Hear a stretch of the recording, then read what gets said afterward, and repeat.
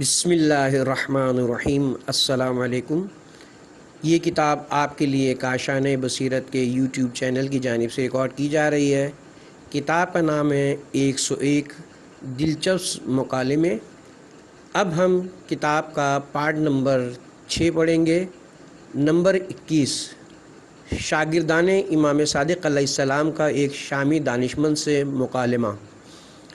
امام صادق علیہ السلام کے زمانے میں ایک شام کا دانشمند جو سنی عالم دین تھا مکہ آیا اور امام صادق کے سامنے اپنا یوں تعارف کرایا کہ میں علم کلام و فقہ سے آشنا ہوں، یہاں آپ کے شاگردوں سے مناظرہ کرنے آیا ہوں۔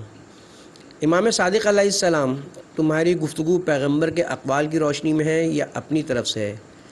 شامی دانشمند، کچھ پیغمبر سے لی گئی ہے، کچھ اپنی طرف سے ہے۔ امام صادق، پس تم پیغمبر کے شریک ہوئے؟ شامی دانشمند، نہیں، میں پیغمبر اکرم کا شریک نہیں ہوں۔ امام صادق، کیا تم پر وحی نازل ہوتی ہے؟ شامی دانشمند، نہیں۔ امام صادق، اگر اطاعت پیغمبر کو واجب جانتے ہو تو کیا اپنی اطاعت کو بھی واجب جانتے ہو؟ شامی دانشمند، نہیں، اپنی اطاعت کو واجب نہیں جانتا۔ امام صادق نے اپنے ایک شاگرد یونس بن یعقوب کی طرف رخ کیا اور فرمایا، اے یونس، اس سے پہلے کہ تم اس کے ساتھ بحث و مناظرہ کرو، اس نے اپنے آپ کو مغلوب کر لیا ہے، کیونکہ بغیر دلیل کے اپنی بات کو حجت جانتا ہے۔ اے یونس، اگر تم علم کلام کو صحیح طریقے سے جانتے ہوتے تو اس مرد شامی کے ساتھ تم مناظرہ کر سکتے تھے۔ علم کلام اصول و عقائد کا علم ہے جو استدلالات عقلی و نقلی سے بحث کرتا ہے۔ یونس نے کہا، افسوس ہو مجھ پر کہ میں علم کلام کے بارے میں آگاہی نہیں رکھتا، لیکن مولا میں آپ پر قربان جاؤں، آپ ہی نے مجھے حصول علم کلام سے منع فرمایا تھا اور فرمایا تھا کہ وائے ہو ان لوگوں پر جو علم کلام سے سروکار رکھتے ہیں اور جو لوگ یہ کہتے ہیں کہ صحیح ہے اور وہ غلط ہے، یہ سمجھ میں نہیں آ رہا ہے وہ نہیں۔ امام نے فرمایا، میں نے جو روکا تھا وہ اس کلام سے روکا تھا جو اپنی طرف سے جعل کیا ہوا اور ہم اہل بیت کا کلام نہ ہو۔ اے یونس، تم باہر جاؤ اور جس متکلم یعنی علم کلام کے جاننے والے کو دیکھو یہاں لے کر آؤ۔ یونس کہتے ہیں کہ میں امام کے پاس سے رخصت ہوا اور علم کلام میں عبور رکھنے والے 4 افراد، حمران بن عین، مومن الطاق الاول، حشام بن سالم اور قیس بن ماسر کو، جو میری نظر میں علم کلام میں زیادہ ماہر تھے اور جنہوں نے علم کلام امام سجاد علیہ السلام سے سیکھا تھا، لے کر امام کی خدمت میں پہنچا۔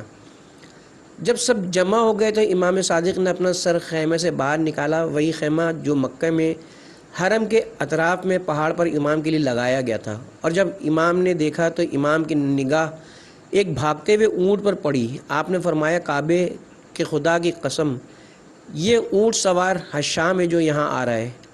حاضرین سوچنے لگے کہ شاید حشام سے امام کی مراد وہ ہوں جو عقیل کے فرزند ہیں، کیونکہ انہیں امام زیادہ دوست رکھتے تھے۔ ناگاہ دیکھنے والوں نے دیکھا کہ اونٹ نزدیک ہوا اور سوار حشام بن حکم تھے، جو امام کے خاص بڑے شاگرد تھے۔ امام کے پاس آئے۔ اس وقت حشام جوان تھے اور ان کی داڑھی کے بال تازے آنا شروع ہوئے تھے۔ دیگر حاضرین ان سے سن و سال میں بڑے تھے۔ جیسی حشام آئے، امام صادق علیہ السلام نے ان کا گرم جوشی کے ساتھ استقبال کیا اور ان کو بیٹھنے کے لیے جگہ دی اور ان کے بارے میں فرمایا، حشام اپنے دل و زبان اور عمل سے ہماری مدد کرنے والے ہیں۔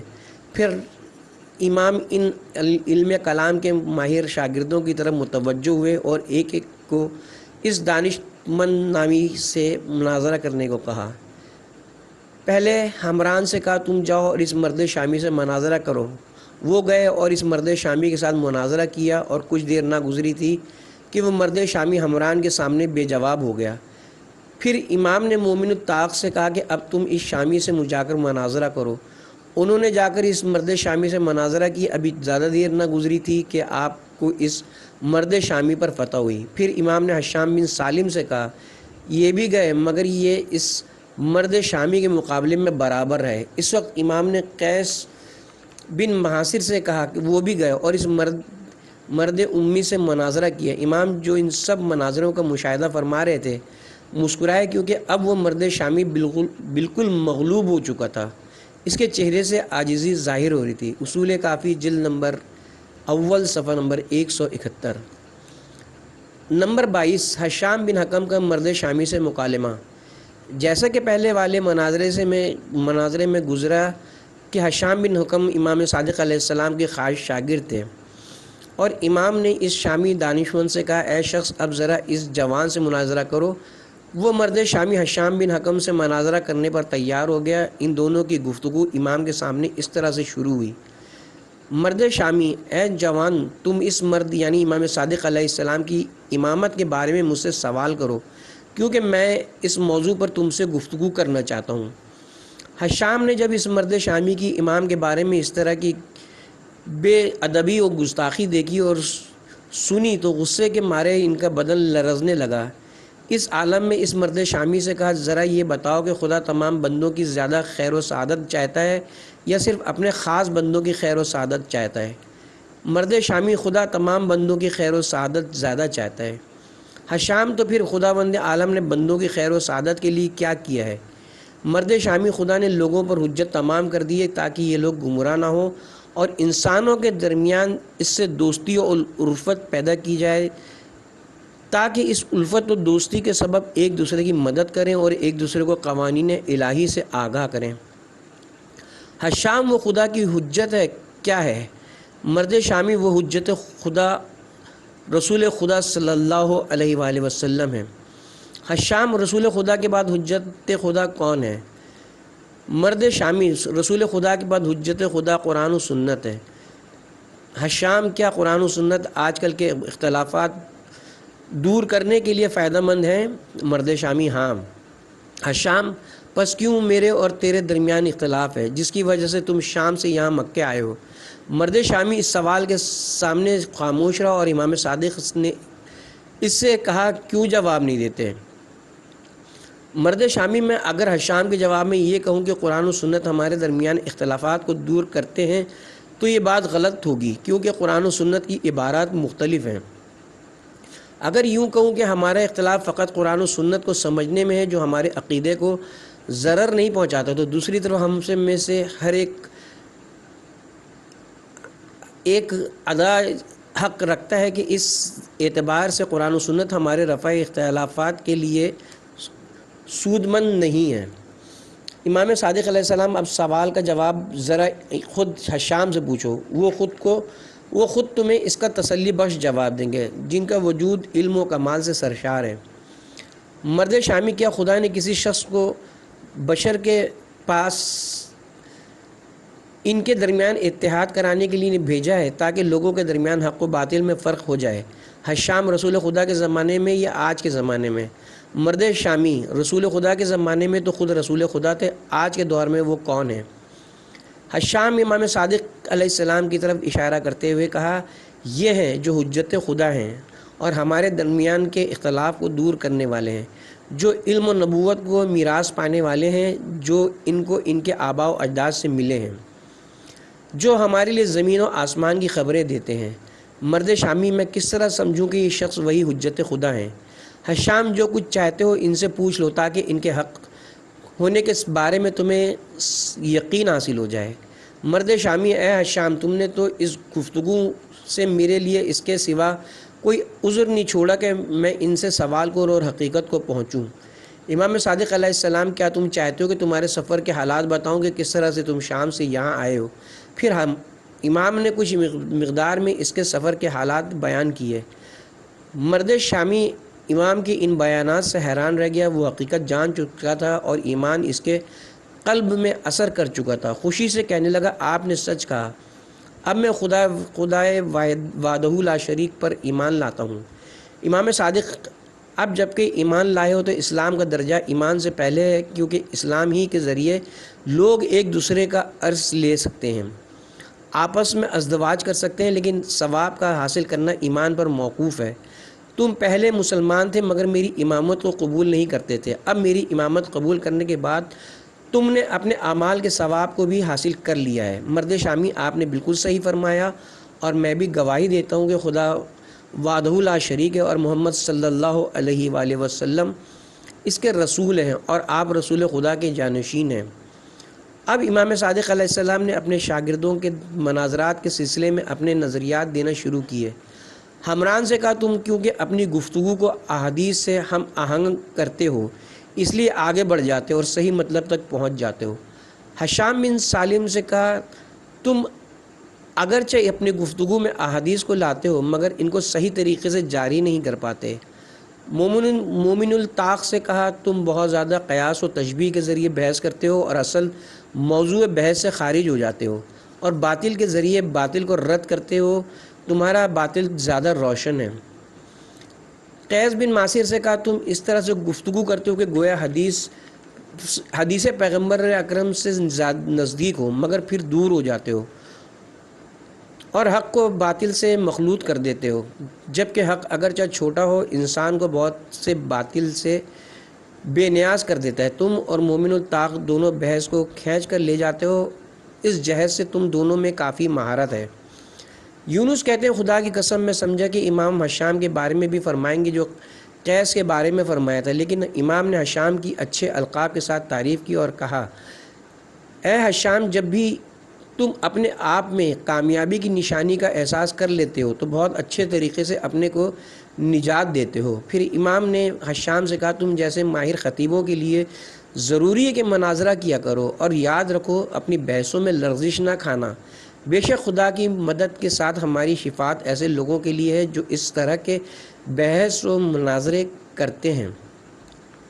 نتیجہ امام صادق علیہ السلام حشام بن حکم کے بارے میں اس طرح فرماتے ہیں کہ حشام حق کا دفاع کرنے والے، ہمارے اقوال دوسروں تک پہنچانے والے اور ہماری حقیقت کو ثابت کرنے والے اور ہمارے دشمنوں کے بیہودہ مطالب کو باطل کرنے والے ہیں، لہٰذا جو بھی ان کی پیروی کرے گویا اس نے ہماری پیروی کی اور جس نے ان کی مخالفت کی اس نے ہماری مخالفت کی۔ الشافی صفحہ نمبر 12، تنقیح المقال جلد نمبر 3 صفحہ نمبر 295۔ نمبر 23، جاسلیق کا امام کاظم علیہ السلام کے دست مبارک پر قبول اسلام۔ شیخ صدوق اور دوسرے علماء حشام بن حکم سے روایت کرتے ہیں کہ جاسلیق مسیحیوں کا ایک بڑا عالم دین و دانشمند تھا جس کا نام بریما تھا۔ اس نے 70 سال تک مسیحی مذہب کے مطابق زندگی بسر کی، لیکن وہ حق کی تلاش میں رہتا تھا۔ اس کے ساتھ اس کی خدمت کے لیے ایک عورت بھی تھی۔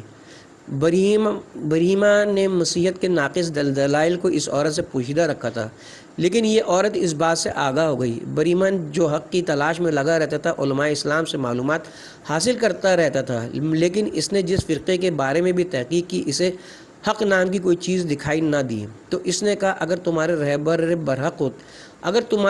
برحق ہوتے تو یقیناً تمہارے ہاں حق ہوتا۔ یہاں تک کہ اس نے اوصاف شیعہ اور حشام بن حکم کا نام سنا۔ یونس بن عبد الرحمن جو امام صادق علیہ السلام کے شاگرد تھے کہتے ہیں کہ مجھ سے حشام نے نقل کیا کہ وہ باب القرق میں اپنی دکان پر بیٹھا ہوا تھا کہ کچھ لوگ اس سے قرآن سیکھ رہے تھے کہ اس دوران تقریباً 100 افراد پر مشتمل مسیحیوں کا ایک گروہ جس میں بریما بھی شامل تھا چلا آ رہا ہے۔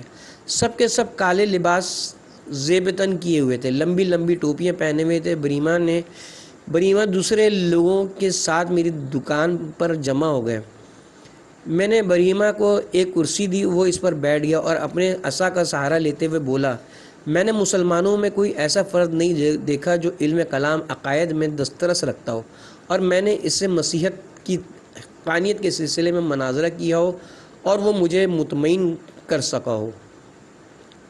اب میں تمہارے پاس آیا ہوں تاکہ اسلام کی حقانیت کے بارے میں تم سے مناظرہ کروں۔ یونس بن عبد الرحمن نے حشام اور بریما کے درمیان ہونے والے مناظرے کو بیان کرتے ہوئے حشام کی کامیابی کا ذکر کیا۔ کافی لمبی چوڑی تفصیل بیان کرنے کے بعد پھر کہتے ہیں کہ بریہ کے ساتھی یہ کہتے ہوئے منتشر ہو گئے کہ کاش ہم حشام سے مناظرہ نہ کرتے، اور خود بریہ بھی اس مناظرے میں شکست کھانے کے بعد کافی غمگین ہوا۔ جب گھر پہنچا تو اس کی بیوی نے اسے غمگین ہونے کی وجہ پوچھی تو بریہ نے حشام سے اپنے مناظرے اور ناکامی کو بیان کیا۔ بریہ کی بیوی کہنے لگی وائے ہو تم پر، کیا تم حق پر ہونا چاہتے ہو یا باطل پر؟ بریہ نے کہا میں حق کے ساتھ جینا چاہتا ہوں اور حق پر مرنا چاہتا ہوں۔ بریہ کی بیوی کہنے لگی تو انتظار کس چیز کا ہے؟ جس طرح واقع ہے اسی طرف ہو جاؤ اور اپنی ہٹ دھرمی چھوڑ دو، کیونکہ یہ ایک قسم کا شک ہے جو برا ہے اور اہل شک جہنم میں جلائے جائیں گے۔ بریہ نے اپنی بیوی کی بات مانی اور ارادہ کیا کہ صبح حشام کے پاس جائے گا۔ صبح جب وہ حشام کے پاس گیا تو دیکھا کہ حشام تنہا دکان پر بیٹھے ہیں۔ حشام کو جا کر سلام کیا اور ان سے دریافت کیا کہ آپ کی نظر میں کوئی ایسا شخص ہے جس کی بات کو حجت مانتے ہوئے اس کی پیروی کی جائے؟ حشام نے کہا ہاں ہے۔ بریہ نے اس شخص کے بارے میں دریافت کیا۔ حشام نے امام صادق علیہ السلام کے اوصاف بیان کیے۔ بریہ کو امام صادق علیہ السلام سے ملنے کا اشتیاق ہوا، لہٰذا حشام کے ساتھ بریہ اور اس کی بیوی نے عراق سے مدینے کا سفر کیا۔ جب مدینے میں امام صادق علیہ السلام کے گھر پہنچے تو دیکھا کہ گھر کے دالان میں امام صادق علیہ السلام کے ساتھ امام کاظم بھی تشریف فرما ہے۔ ثاقب المناقب کی روایت کے مطابق حشام نے امام جعفر صادق علیہ السلام اور امام کاظم علیہ السلام کو سلام کیا۔ بریہ نے بھی دونوں کو سلام کیا اور اپنے آنے کی وجہ بیان کی۔ اس وقت امام کاظم علیہ السلام کمسن تھے اور شیخ صدوق کی روایت کے مطابق حشام نے خود ہی بریہ کی داستان امام کاظم علیہ السلام سے بیان کی۔ اس طرح امام کاظم اور بریہ میں گفتگو شروع ہوئی۔ امام کاظم، تم کس حد تک اپنی کتاب کے بارے میں جانتے ہو؟ بریہ، مجھے انجیل کے بارے میں کافی معلومات ہیں۔ امام کاظم، تم کس حد تک اس کی باطنی معنی کی تعویل پر اعتماد رکھتے ہو؟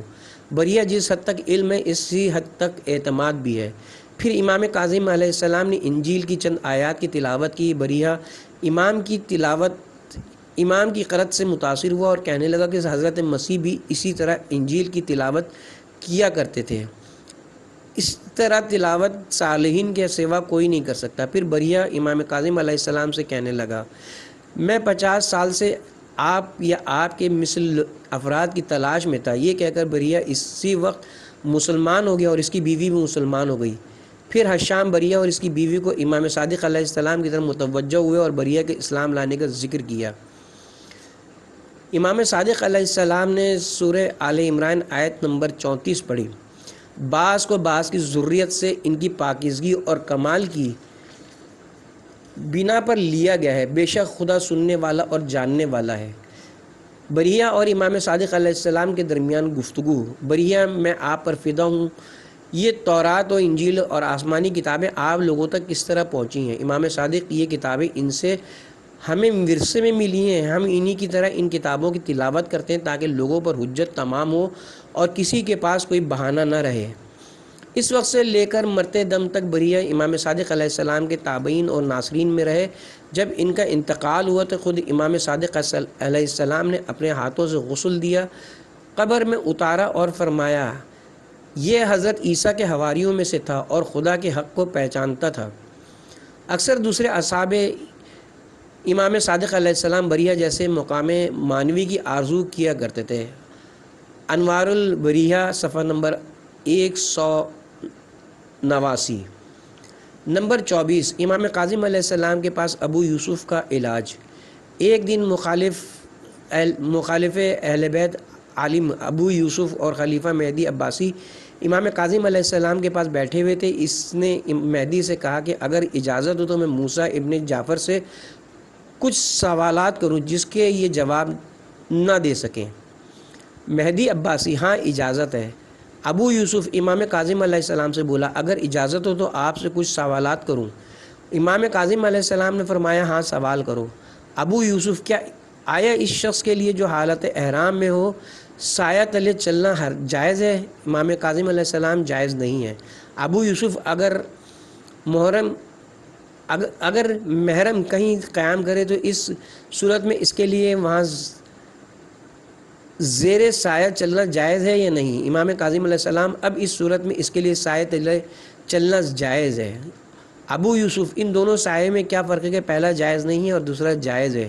امام کاظم علیہ السلام، اس مسئلے کو اس طرح سمجھو کہ کیا عورت عادت ماہانہ میں چھوٹی ہوئی نماز کی قضا کرے گی؟ ابو یوسف، نہیں۔ امام کاظم علیہ السلام، اور ان ایام میں چھوٹے ہوئے روزوں کی قضا ضروری ہے یا نہیں؟ ابو یوسف، ضروری ہے۔ امام کاظم علیہ السلام، اب اس میں ذرا بتاؤ کہ کیا فرق ہے کہ نماز کی قضا نہیں ہے لیکن روزے کی قضا ہے۔ ابو یوسف خدا کی طرف سے اسی طرح حکم آیا ہے۔ امام کاظم علیہ السلام پس جو شخص حالت احرام میں، اس کے لیے بھی اسی طرح کا حکم آیا ہے۔ مسائل شرعی کو قیاس نہیں کرنا چاہیے۔ ابو یوسف اس جواب کو سن کر ہی خاموش ہو گیا۔ مہدی عباسی اس سے کہنے لگا تم امام کو شکست دینا چاہ رہے تھے مگر ایسا نہ ہو سکا۔ ابو یوسف کہنے لگا امام موسیٰ ابن جعفر نے تو مجھے سخت شکنجے دار پتھر کے ذریعے ہلاک کر ڈالا۔ عیون و اخبار الرضا جلد نمبر اول صفحہ نمبر 78۔ نمبر 25، امام کاظم علیہ السلام کا ہارون سے مکالمہ۔ ہارون رشید 5ویں عباسی خلیفہ نے ایک روز امام سے اس طرح گفتگو شروع کی کہ آپ عام و خاص کے درمیان نسبت کے قائل ہیں اور خود کو رسول خدا سے نسبت دیتے ہیں کہ آپ اولاد پیغمبر اکرم ہیں، جبکہ پیغمبر کا کوئی بیٹا نہیں تھا تاکہ ان کی نسل چل سکتی، اور آپ جانتے ہی ہیں کہ نسل بیٹے کے ذریعے چلتی ہے نہ کہ بیٹی کے ذریعے، جبکہ آپ لوگ ان کی بیٹی کی اولاد ہیں، لہذا پیغمبر کی اولاد نہیں ہے۔ امام کاظم علیہ السلام، اگر پیغمبر اکرم اس وقت ہوتے اور تجھ سے تیری بیٹی کا رشتہ مانگتے تو تم ان کو مثبت جواب دیتے؟ ہارون، عجیب ہے میں ان کو مثبت جواب دوں، کیوں کر نہ دیتا، بلکہ اس خواستگاری کے ذریعے تو میں عرب و عجم میں افتخار محسوس کرتا۔ امام کاظم علیہ السلام، لیکن پیغمبر اکرم نے نہ مجھ سے میری لڑکی مانگیں گے اور نہ میرے لیے جائز ہوگا کہ میں اپنی لڑکی ان کو دوں۔ ہارون، کیوں؟ امام کاظم علیہ السلام، اس لیے کہ میں ان کا نواسا ہوں جبکہ تو ان کا نواسا نہیں ہے۔ ہارون، احسن اے موسیٰ، یہی تو میرا سوال ہے کہ آپ کیوں خود کو ذریت پیغمبر اکرم سے کہتے ہیں، کیونکہ نسل بیٹے سے چلتی ہے نہ کہ بیٹی سے۔ امام کاظم، ذرا مجھے اجازت دو گے میں جواب دوں؟ ہارون، ہاں آپ ضرور جواب دیں۔ امام کاظم علیہ السلام، خداوند عالم قرآن میں سورہ انعام کی آیت نمبر 84 اور 85 میں ارشاد فرماتا ہے، داؤد و سلیمان و ایوب و یونس، داؤد و سلمان و ایوب و یوسف و موسیٰ و ہارون سب کے سب حضرت ابراہیم کی ذریت سے ہیں، اور ہم اپنے نیک بندوں کو جزا دیتے ہیں۔ اسی طرح زکریا و یحییٰ و عیسیٰ و الیاس سب کے سب صالحین میں سے تھے۔ اب میں تم سے پوچھتا ہوں کہ حضرت عیسیٰ کا باپ کون تھا؟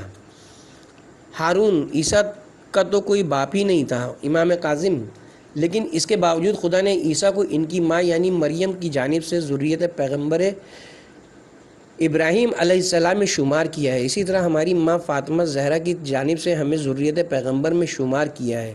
امام کاظم علیہ السلام، کیا مزید دلیل دوں؟ ہارون، ہاں ضرور دیں۔ امام کاظم علیہ السلام، خداوند عالم سورہ آل عمران آیت نمبر 41 میں مباہلے کے قصے کو بیان کرتے ہوئے کہتا ہے کہ جب آپ پر علم یعنی قرآن آ چکا، اس کے بعد بھی اگر کوئی نصرانی عیسیٰ کے بارے میں حجت کرے تو ان سے کہو کہ اچھا اب ذرا میدان میں آ جاؤ، ہم اپنے بیٹوں کو لاتے ہیں، تم اپنے بیٹوں کو لاؤ، ہم اپنی عورتوں کو لائیں، تم اپنی عورتوں کو لاؤ، ہم اپنی جانوں کو لائیں، تم اپنی جانوں کو لاؤ۔ اس کے بعد سب مل کر خدا کی بارگاہ میں گڑ گڑا کر جھوٹوں پر خدا کی لعنت کرتے ہیں۔ پھر حضرت نے فرمایا، کسی نے بھی دعویٰ نہیں کیا کہ پیغمبر اکرم نصارہ سے مباہلے کے وقت سوائے علی و فاطمہ و حسن و حسین کے کسی اور کو لے کے گئے ہوں، لہٰذا اس وقت اپنے نفوس کی جگہ علی کو لے جانا اور ابنانا کی جگہ حسن و حسین کو لے جانا بتاتا ہے کہ علی نفس رسول ہیں اور حسن و حسین کو خدا نے ان کا فرزند قرار دیا ہے۔